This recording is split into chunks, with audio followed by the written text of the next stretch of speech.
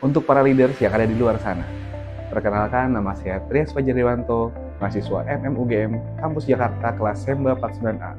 Di video ini, saya ingin berbagi tentang atau sharing terkait tentang leadership communication.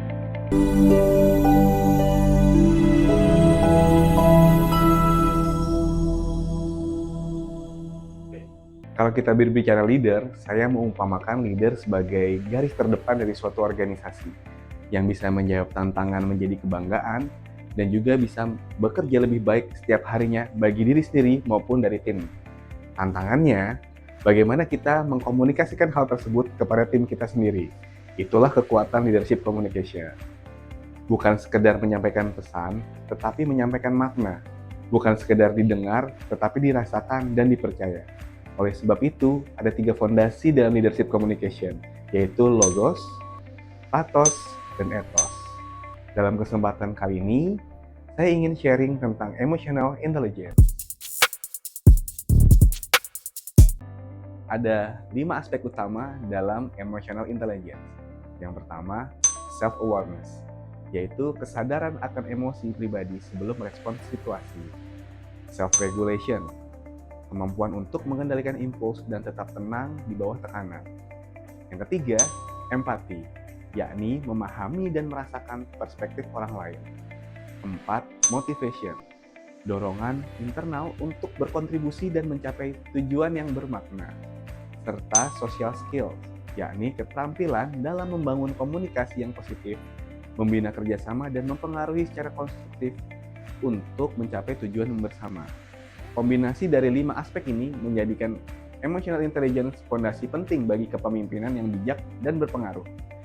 Jika kita hubungkan kelima aspek tersebut, bisa disimpulkan emotional intelligence adalah kemampuan seseorang untuk mengenali, memahami, dan mengelola emosi diri sendiri serta menjalin hubungan yang efektif dengan orang lain di sekitar kita. Sebagai pemimpin, tugas kita bukan hanya untuk membuat keputusan. Tugas kita adalah menciptakan koneksi antara visi dan kenyataan, antara strategi dan manusia. Dalam mengelola organisasi atau tim, penting bagi seorang leader untuk bisa memahami individu yang ada di dalamnya. Makin besar organisasi atau tim yang kita kelola, makin banyak individunya, makin besar pula atau makin banyak juga karakteristik individu yang ada di dalam organisasi kita tersebut.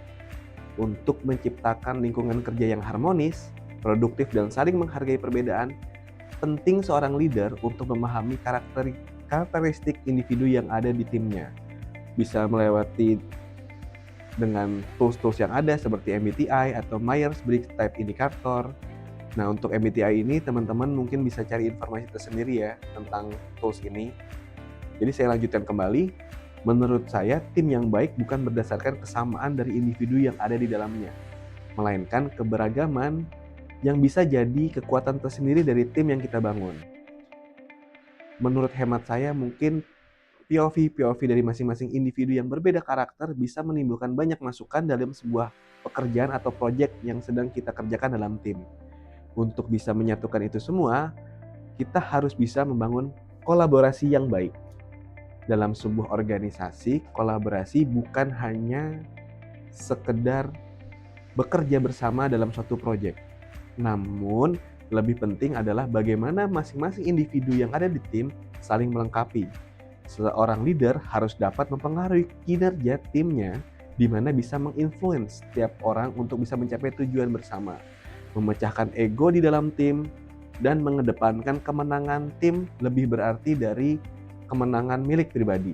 Alone, maybe you strong, but together, we are unbreakable.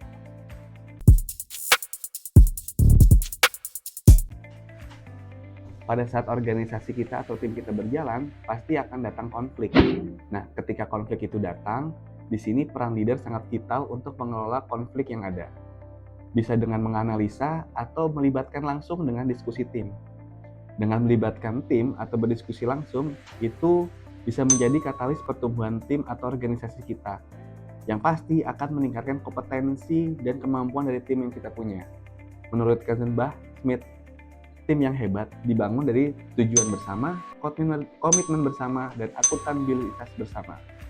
Untuk membangun tim yang solid, Pemimpin perlu menciptakan budaya yang menjunjung tinggi tanggung jawab bersama, di mana setiap anggota memiliki peran penting dalam keberhasilan tim. Kunci utamanya adalah menanamkan prinsip no blame game, no excuse, tidak mencari kambing hitam saat terjadi kesalahan, dan tidak menggunakan alasan untuk menghindari tanggung jawab. Dan dalam tim yang sehat, kegagalan bukanlah untuk disalahkan, tetapi untuk dipelajari bersama.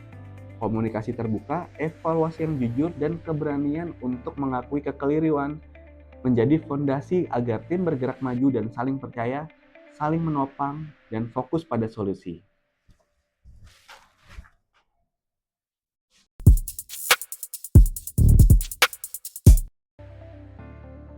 Seorang leaders yang sejati tidak hanya diukur dari kemampuannya mengarahkan dan mengambil keputusan, tetapi keberhasilannya dalam mencetak leaders-leaders yang baru. Leaders tidak pernah merasa terancam oleh kemampuan orang lain, melainkan justru bangga ketika orang dan anggota timnya tumbuh dan siap mengambil peran yang lebih besar. Leaders yang baik adalah seseorang yang mencerminkan logos, pathos, dan ethos, di mana hal tersebut bisa menginspirasi banyak orang.